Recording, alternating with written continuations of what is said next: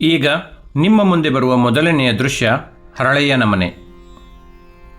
ಹೇ ಮಹಾದೇವ ಶಂಕರ, ಸದಾ ನಿನ್ನ ಧ್ಯಾನದಲ್ಲಿ ನಿರತರ ಆಗಿರುವ ನಮ್ಮನ್ನು ಕೈಬಿಡದೆ ಕಾಪಾಡು.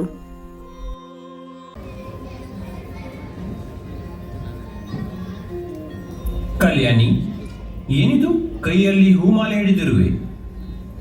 ಸ್ವಾಮಿ, ರಾತ್ರಿ ನನ್ನ ಕನಸಿನಲ್ಲಿ ಒಬ್ಬ ಮಹರ್ಷಿಯು ಬಂದು, ಕಲ್ಯಾಣಿ, ನಿನ್ನ ಕೈಯಾರೆ ಕಟ್ಟಿರುವ ಹೂಮಾಲೆಯನ್ನು ತಂದು ನನಗರ್ಪಿಸು ಎಂದು ಹೇಳಿ ಮಾಯವಾದಂತೆ ಸ್ವಪ್ನವಾಯಿತು. ಅವರು ನೋಡುವುದಕ್ಕೆ ಹೇಗಿದ್ದರು? ಹಣೆಯ ಮೇಲೆ ವಿಭೂತಿ, ತಲೆಯ ಮೇಲೆ ಮುಡಿ, ಮುಡಿಯ ಮೇಲೆ ಚಂದ್ರ, ಕೈಯಲ್ಲಿ ತ್ರಿಶೂಲ ಹಿಡಿದಿದ್ದರು.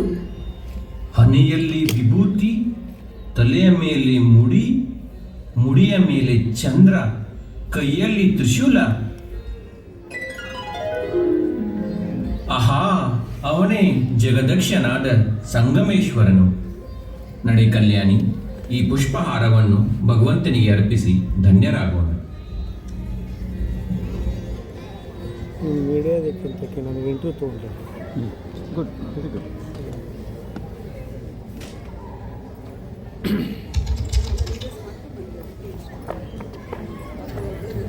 ಈಗ ನಿಮ್ಮ ಮುಂದೆ ಬರುವ ಎರಡನೆಯ ದೃಶ್ಯ ಸಂಗಮೇಶ್ವರನ ದೇವಸ್ಥಾನ. ದೇವಸ್ಥಾನದಲ್ಲಿ ಅರ್ಚಕರು ಪೂಜೆಯನ್ನು ಮಾಡುತ್ತಿರುವರು. ಓಂ ಶಿವಾಯ ನಮಃ, ಓಂ ನೀಲಕಂಠಾಯ ನಮಃ, ಓಂ ಮಹೇಶ್ವರಾಯ ನಮಃ, ಓಂ ಅಮೃತೇಶಾಯ ನಮಃ, ಓಂ ಜಗದ್ಗುರುವೇ ನಮಃ. ಅಪವಿತ್ರೋ ಪವಿತ್ರೋಹ, ಅಪವಿತ್ರೋ ಪವಿತ್ರೋಹ, ಅಪವಿತ್ರೋ ಪವಿತ್ರೋಹ. ಸ್ವಾಮಿ, ಅರ್ಚಕರೇ. ಯಾರದು? ನಾನು ಸ್ವಾಮಿ ಹರಳಯ್ಯ. ಲೋ ಹರಳ, ನೀನೇನೋ ಏನೋ ಮಾಡ್ತಾ ಇದೀಯ ದೇವಸ್ಥಾನದಲ್ಲಿ? ಸ್ವಾಮಿ ಸಂಗಮೇಶ್ವರನಿಗೆ ಈ ಹೂಮಾಲೆಯನ್ನು ಅರ್ಪಿಸಿ ಹೋಗೋಣವೆಂದು ಬಂದೆ. ಇದನ್ನು ಭಗವಂತನಿಗೆ ಅರ್ಪಿಸಿ ತೀರ್ಥ ಪ್ರಸಾದವನ್ನು ಕೊಡಿ. ಅಯ್ಯೋ ಅಯ್ಯಯ್ಯೋ ಅಯ್ಯಯ್ಯೋ, ಎಲ್ಲ ಹಾಳಾಗೋಯ್ತಲ್ಲೋ. ಲೋ ಹರಳ, ಈಗ ತಾನೇ ಪವಿತ್ರ ಗಂಗೋದಕದಿಂದ ದೇವಸ್ಥಾನವನ್ನು ಶುಚಿಗೊಳಿಸಿ ಭಗವಂತನಿಗೆ ಅಭಿಷೇಕ ಮಾಡಿದ್ದೆ ಕಣೋ. ಎಲ್ಲ ಹಾಳಾಗೋಯ್ತಲ್ಲೋ ಹರಳ. ನೀನು ಕೀಳು ಜಾತಿಯವನು ಕಣೋ. ಈ ದೇವಸ್ಥಾನದ ಒಳಗೆ ಬರಬಹುದೇನೋ ನೀನು? ಹೊರಡು ಆಚೆಗೆ. ಲೋ ಹರಳ, ಈ ಕಲ್ಯಾಣ ಪಟ್ಟಣದಲ್ಲಿ ನಿನ್ನ ಕಾಯಕವೇನು ಹೇಳು? ಈ ಕಲ್ಯಾಣ ಪಟ್ಟಣದಲ್ಲಿ ಇರುವ ಶರಣರಿಗೆಲ್ಲ ಪಾದರಕ್ಷೆಗಳನ್ನು ಮಾಡಿಕೊಡುವುದು ನನ್ನ ಕಾಯಕ ಸ್ವಾಮಿ. ಅಲ್ಲ ಮತ್ತೆ ಎಲ್ಲರಿಗೂ ಚಪ್ಪಲಿ ಮಾಡಿಕೊಡುವ ಕೀಳು ಜಾತಿಯವನಾದ ನೀನು ಪವಿತ್ರವಾದ ಶಿವಾಲಯಕ್ಕೆ ಬರಬಹುದೇನೋ?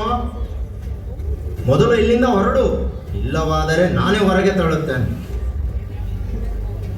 ಛೇ ಛೇ, ನಾನು ಇವನನ್ನು ಮುಟ್ಟಬಾರದು. ಬೆಳಗ್ಗೆ ತಾನೇ ಸ್ನಾನ ವಂದನೆಗಳನ್ನು ಮುಗಿಸಿಕೊಂಡು ಬಂದಿರುವೆನು. ಇವನನ್ನು ಮುಟ್ಟಿದರೆ ಮತ್ತೆ ಸ್ನಾನ ಜಪ ತಪಗಳನ್ನು ಮಾಡಬೇಕಾಗುತ್ತದೆ. ಇರಲಿ, ಬನ್ರಪ್ಪೋ ಬನ್ನಿ, ಮಹಾಜನಗಳೇ ಬನ್ರಪ್ಪೋ ಬನ್ನಿ. ಈ ಹರಳ ನಮ್ಮ ದೇವಸ್ಥಾನದ ಒಳಗೆ ಪ್ರವೇಶ ಮಾಡಿ ನಮ್ಮ ಆಚಾರ ವಿಚಾರಗಳನ್ನೆಲ್ಲ ಕೆಡಿಸಿಬಿಟ್ಟ. ಬನ್ನಿ ಬನ್ನಿ. ಅದು ಅಣ್ಣನವರು ಬರುತ್ತಿರುವರು.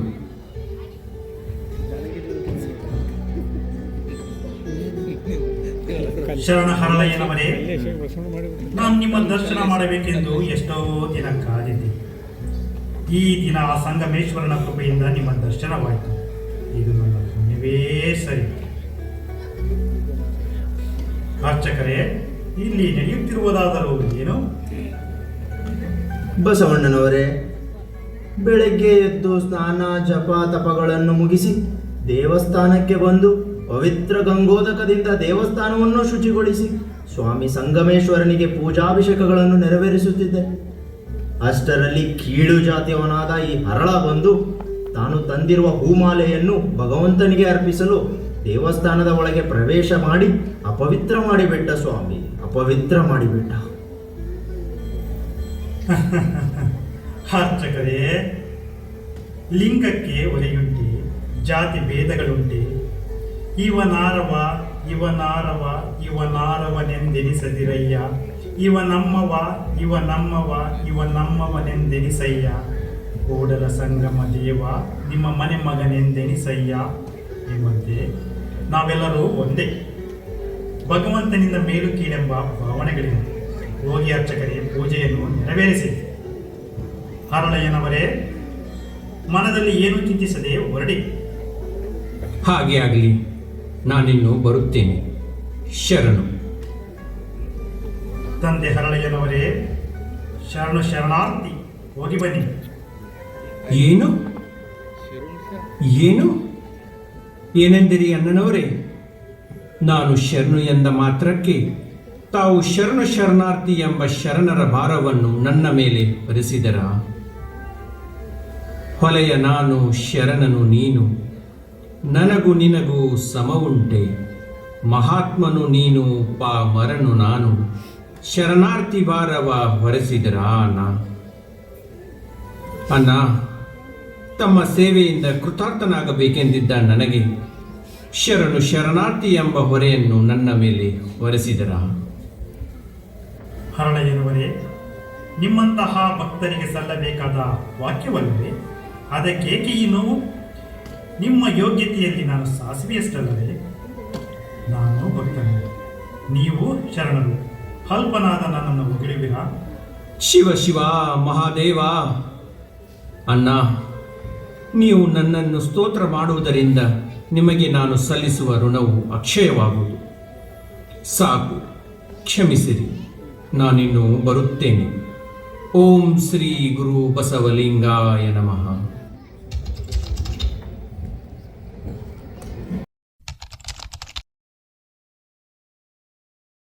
ಈಗ ನಿಮ್ಮ ಮುಂದೆ ಬರುವ ಮೂರನೆಯ ದೃಶ್ಯ ಹರಳೆಯನ ಮನೆ. ಹರಳೆಯನು ಬಹುಚಿಂತೆಯಿಂದ ಕುಳಿತಿರುವನು. ಶರಣು ಶರಣಾರ್ಥಿ ಹರಳೆಯನವರೇ, ಶರಣು ಶರಣಾರ್ಥಿ ಹರಳೆಯನವರೇ. ಸ್ವಾಮಿ, ಏನಿದು? ಬಹಳ ಚಿಂತೆಯಿಂದ ಕುಳಿತಿರುವಿರಿ.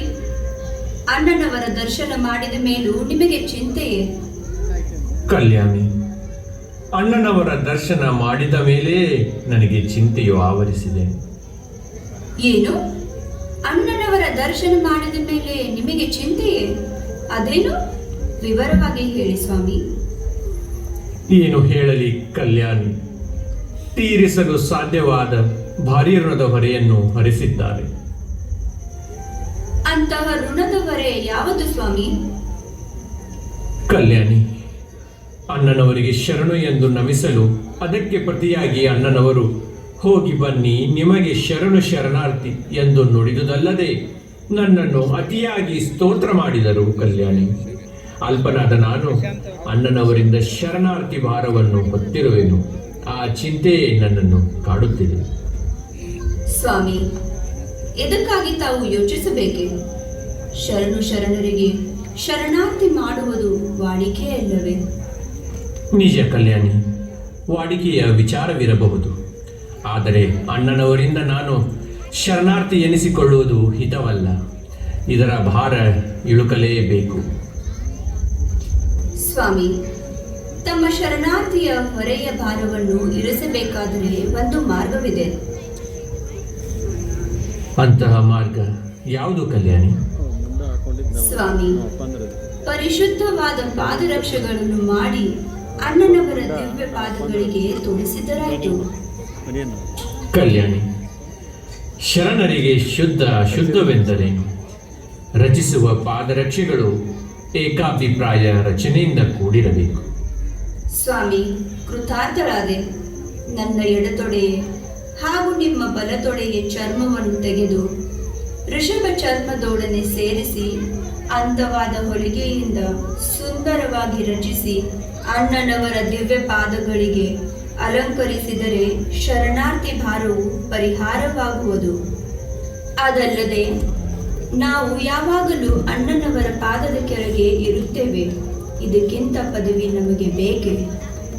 ಆಹಾ ಕಲ್ಯಾಣಿ, ನಿನ್ನ ಆಲೋಚನೆಯು ಸಮರ್ಪಕವಾದುದು. ಬಾ, ಶಿವಪೂಜಾ ಮಂದಿರಕ್ಕೆ ಹೋಗಿ ಶಿವಧ್ಯಾನ ಮಾಡಿ ರಕ್ಷೆಗಳನ್ನು ಮಾಡಲು ಪ್ರಾರಂಭಿಸೋಣ.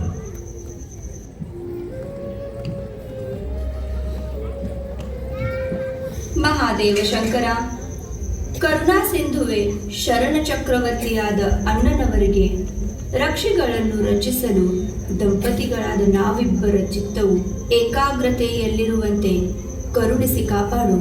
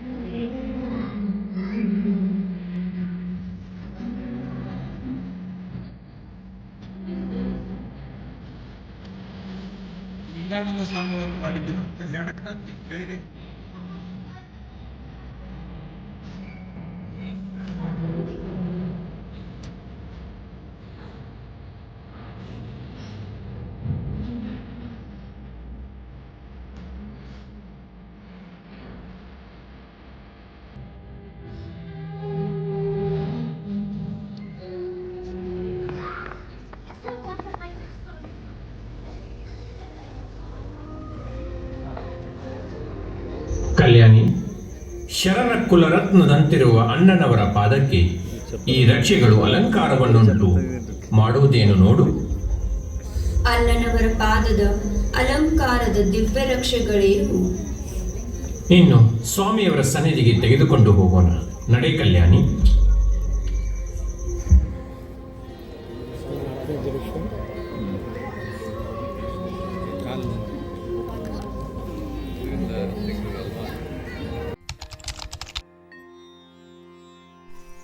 ಈಗ ನಿಮ್ಮ ಮುಂದೆ ಬರುವ 4ನೆಯ ದೃಶ್ಯ ಬಸವಣ್ಣನವರ ಮನೆ.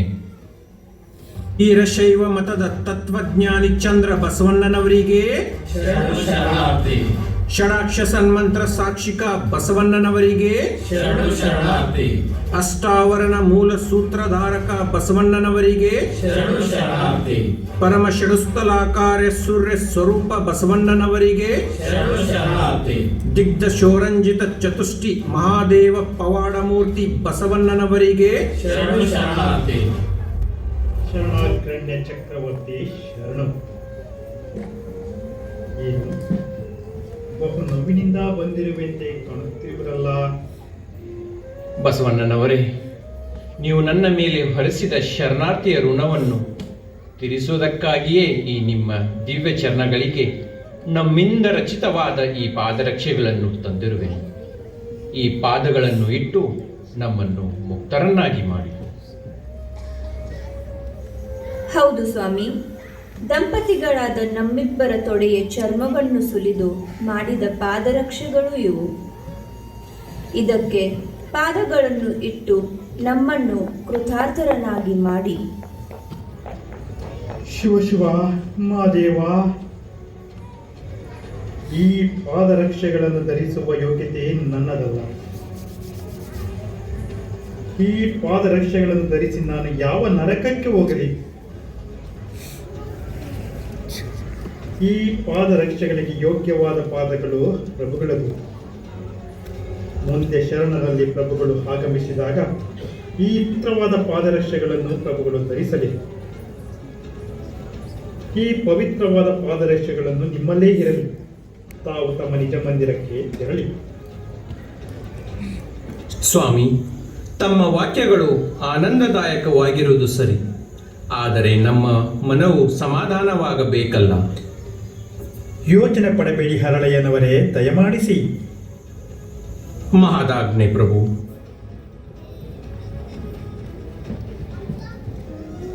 ಉಳ್ಳವರು ಶಿವಾಲಯ ಮಾಡುವರು, ನಾನೇನು ಮಾಡಲಿ ಬಡವನಯ್ಯ. ಉಳ್ಳವರು ಶಿವಾಲಯ ಮಾಡುವರು, ನಾನೇನು ಮಾಡಲಿ ಬಡವನಯ್ಯ. ಎನ್ನ ಕಾಲೇ ಕಂಬ, ದೇಹವೇ ದೇಗುಲ, ಶಿರವೇ ಒನ್ನ ಕಳಸವಯ್ಯ. ಸ್ಥಾವರಕ್ಕೆ ಹಳಿವುಂಟು, ಜಂಗಮಕ್ಕೆ ಹಳಿವಿಲ್ಲ, ಯಾರಿಗೇಳಲಿ ಕೂಡಲ ಸಂಗಮ ದೇವ.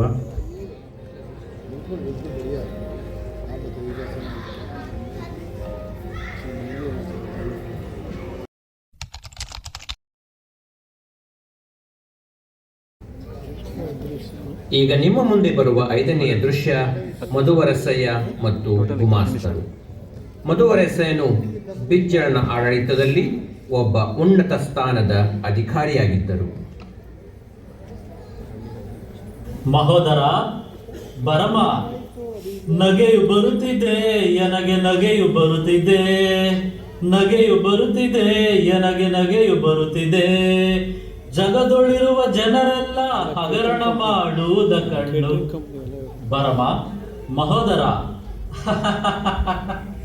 ನಗೆಯು ಬರುತ್ತಿದೆ ಎನಗೆ ನಗೆಯು ಬರುತ್ತಿದೆ, ನಗೆಯು ಬರುತ್ತಿದೆ ಎನಗೆ ನಗೆಯು ಬರುತ್ತಿದೆ.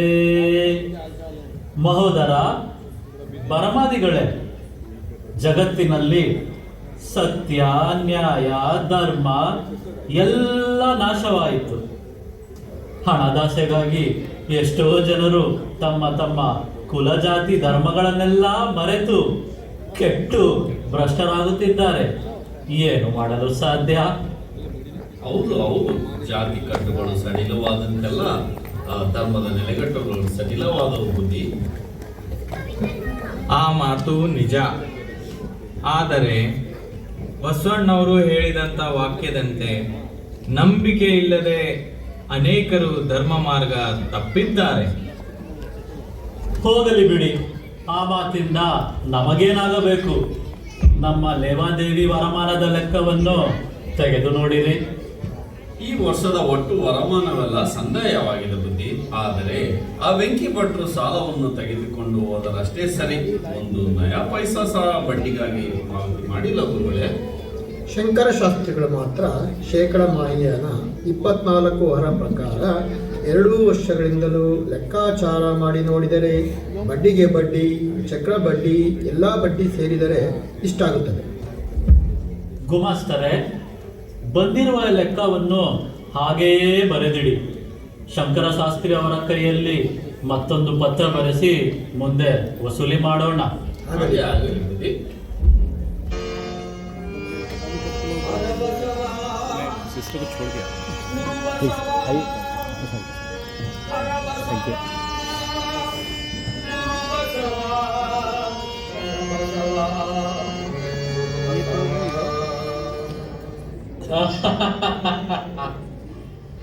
ಏನೋ ಅರುಣ, ಎಲ್ಲಿಗೆ ಹೋಗಿದ್ದಿ? ಬುದ್ಧಿ, ಬಸವೇಶ್ವರ ಸನ್ನಿಧಿಗೆ ಹೋಗಿದ್ದೆ. ಸರಿ ಸರಿ, ನಿನ್ನ ತಲೆ ಮೇಲೆ ಹೊತ್ತಿರುವುದೇನೋ? ಬುದ್ಧಿ, ಇವು ಶರಣರ ಪಾದರಕ್ಷೆಗಳು. ಶರಣರಲ್ಲದೆ ಇತರರು ಅವುಗಳನ್ನು ಮೆಡಹಲು ಅರ್ಹರಲ್ಲವೋ? ಇಲ್ಲ ಇಲ್ಲ, ಕಲ್ಯಾಣ ಜ್ಯೋತಿ ಬಸವೇಶ್ವರರೇ ಈ ಪಾದರಕ್ಷೆಗಳನ್ನು ಪಾದಕ್ಕೆ ಇಡಲು ಎದರಿ ನಮಸ್ಕರಿಸಿರುವರು.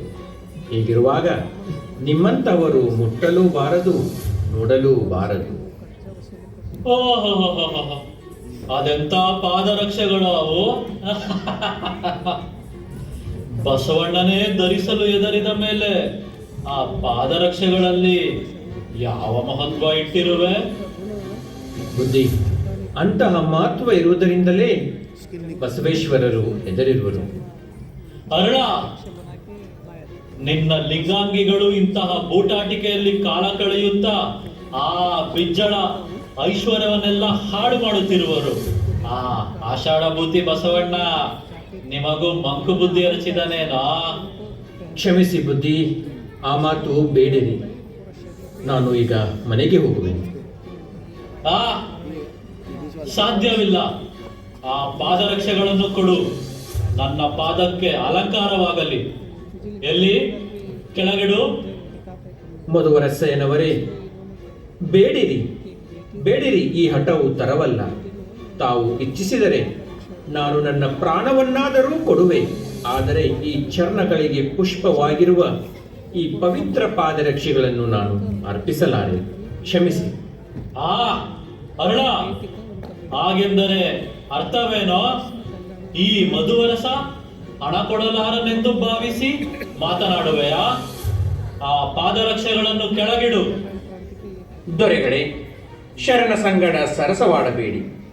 ಈ ಪಾದರಕ್ಷೆಗಳನ್ನು ಮೆಡುವ ತಮ್ಮ ಬಾಳು ಹುಲಿಯ ಮೀಸೆಯೊಂದಿಗೆ ಉಯ್ಯಾಲೆ ಆಡಿದಂತಾಗುವುದು. ಅರುಣ, ಸಾಕು ಮಾಡು ನಿನ್ನ ಗೊಡ್ಡು ಮಾತನ್ನು. ಗುಮಾಸ್ತರೆ,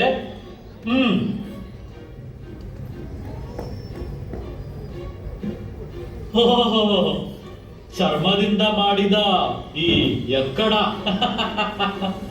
ಶರಣರು ಮಾತ್ರ ಬಿಡಲು ಅರ್ಹರೋ?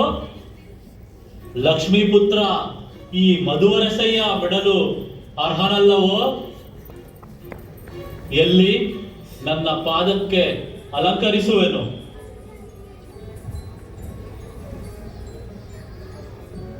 ಆ ಅಯ್ಯೋ ಉರಿ, ಅಯ್ಯೋ ಪ್ರಜ್ವಲಿಸುತ್ತಿರುವ ಅಗ್ನಿಕುಂಡದಲ್ಲಿ ಬಿದ್ದಿರುವನಲ್ಲ. ಅಯ್ಯೋ ಈ ನನ್ನ ಶರೀರವು ಕ್ಷಣಾರ್ಥದಲ್ಲಿ ದಹಿಸಿ ಹೋಗುವುದಲ್ಲ. ಅಯ್ಯೋ ಹರಳಯ್ಯನವರೇ, ಅಯ್ಯೋ ಹರಳಯ್ಯನವರೇ, ಕಾಪಾಡಿ. ಅಯ್ಯೋ ಉರಿ, ಈ ಉರಿಯಿಂದ ರಕ್ಷಿಸಿ, ಕಾಪಾಡಿ. ನಾನು ಕೆಟ್ಟೆನೋ, ಅಯ್ಯೋ ಉರಿ, ನಾನು ಕೆಟ್ಟೆನೋ.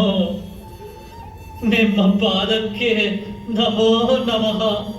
ನನ್ನ ಅಹಂಕಾರವೇ ನನಗೆ ಶತ್ರುವಾಗಿ ಪರಿಣಮಿಸುವಂತೆ ಮಾಡಿದೆ. ಹರಳಯ್ಯನವರೇ, ಇದರ ಪರಿಹಾರ ಮಾರ್ಗವನ್ನು ನೀವೇ ತಿಳಿಸಿ. ಅಯ್ಯೋ ಉರಿ, ಅಯ್ಯೋ ಉರಿ. ಬುದ್ಧಿ ಮಾಡಿದ್ದುನ್ನೋ ಮಹಾರಾಯ ಎಂಬ ಗಾದೆಯಂತೆ ನಾನೆಷ್ಟು ವಿಧವಾಗಿ ಹೇಳಿದರೂ ತಾವು ಕೇಳದೆ ಇಂತಹ ಕಷ್ಟಕ್ಕೆ ಗುರಿಯಾದಿರಿ. ಆದರೆ ಇದರ ಪರಿಹಾರ ಮಾರ್ಗವನ್ನು ಬಸವಣ್ಣನವರೇ ಕರುಣಿಸಬೇಕು. ನಾನಿನ್ನು ಹೊರಡುವೆನು. ಹಾಗೆಯೇ ಆಗಲಿ. ನಾನು ಬಸವಣ್ಣನವರ ಬಳಿಗೆ ಹೋಗಿ ಇದರ ಪರಿಹಾರ ಮಾರ್ಗವನ್ನು ತಿಳಿವೆಯನು. ಅಯ್ಯೋ ಉರಿ.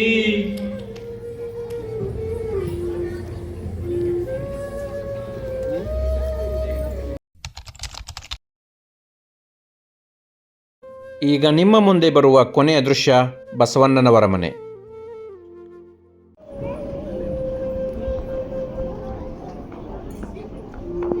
ಬಸವಣ್ಣನವರೇ, ಕಾಪಾಡಿ. ಅಯ್ಯೋ ಕಾಪಾಡಿ. ಯಾರು? ಓ ಮಧುವರಸಯ್ಯ, ಏಕೆ ಏನಾಯ್ತು? ಬಸವಣ್ಣನವರೇ, ಶರಣ ಹರಳಯ್ಯನವರು ತಂದಿದ್ದ ಪವಿತ್ರ ಪಾದರಕ್ಷೆಗೆ ನನ್ನ ಕಾಲನಿಟ್ಟು ರೋಗಿಯಾಗಿ ನರಳುತ್ತಿರುವೆನು. ಅಯ್ಯೋ, ಇದರ ಪರಿಹಾರ ಮಾರ್ಗ ನಿಮ್ಮಿಂದಲೇ ಸಾಧ್ಯವೆಂದು ಹರಳಯ್ಯನವರು ಹೇಳಿದರು. ಅದಕ್ಕಾಗಿ ನಿಮ್ಮ ದರ್ಶನಕ್ಕೆ ಬಂದಿರುವೆನು. ಅಯ್ಯೋ, ದಯಮಾಡಿ ಕಾಪಾಡಿ. ಮಧುವರಸಯ್ಯನವರೇ, ಈ ರೋಗ ಎಲ್ಲಿ ಹುಟ್ಟಿತು ಅಲ್ಲಿ ನಾಶವಾಗಬೇಕು. ಅಂದರೆ ಶರಣ ಹರಳಯ್ಯನವರು ಕಟ್ಟಿರುವ ಕರಿಬಾಲೆ ನೀರನ್ನು ತಂದು ಸ್ನಾನ ಮಾಡಿದರೆ ನಿಮ್ಮ ರೋಗಗಳು ಯಾರವಾಗುವುದು. ಯಾರಲ್ಲಿ ಶರಣ ಹರಳಯ್ಯನವರು ನಿರ್ಮಿಸಿರುವ ಕರಿಬಾಲೆ ನೀರನ್ನು ತಂದು ಸ್ನಾನ ಮಾಡಿಸಿ.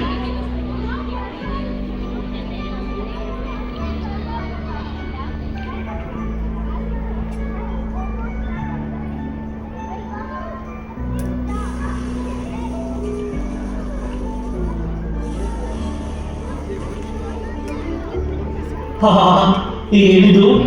ನನ್ನ ಉರಿಯು ನಿಂತು ಹೋಯಿತು, ನನ್ನ ವ್ಯಾಧಿಯು ಗುಣವಾಯಿತು. ಬಸವೇಶ್ವರರೇ, ನೀವು ಪವಾಡ ಮೂರ್ತಿ. ನಿಮ್ಮಿಂದ ನಾನು ಧನ್ಯನಾದ ಪ್ರಭು. ನಾನು ಶರಣ ಹರಳಯ್ಯನವರ ಸಂಬಂಧ ಬೆಳೆಸಬೇಕು. ಬಹಳ ಸಂತೋಷ. ನೀವು ಬ್ರಾಹ್ಮಣರು, ಹರಳಯ್ಯ ಲಿಂಗಾಗಿಗಳು. ನೀವು ಸಂಬಂಧ ಬೆಳೆಸುವುದು ನನಗೂ ಸಂತೋಷ. ನಿಮ್ಮ ಮಗಳನ್ನು ಹರಳಯ್ಯನ ಮಗನಿಗೆ ಕೊಟ್ಟು ವಿವಾಹ ಮಾಡಿ ಕಲ್ಯಾಣರ ಶರಣರ ಕೀರ್ತಿಯನ್ನು ಬೆಳಗಿಸಿ. ಓಂ ನಮಃ ಶಿವಾಯ.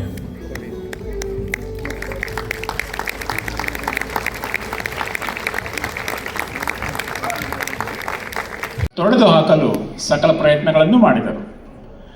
ಈ ಒಂದು ರೂಪಕವನ್ನು ನಿಮ್ಮ ಮುಂದೆ ಪ್ರದರ್ಶಿಸಿದ ನನ್ನ ತಂಡದ ಎಲ್ಲ ಸದಸ್ಯರಿಗೆ ಧನ್ಯವಾದಗಳು. ಕುಳಿತು ವೀಕ್ಷಿಸಿದ ನಿಮಗೂ ಕೂಡ ಧನ್ಯವಾದಗಳು. ಎಲ್ಲರಿಗೂ ಶರಣಾರ್ಥಿ.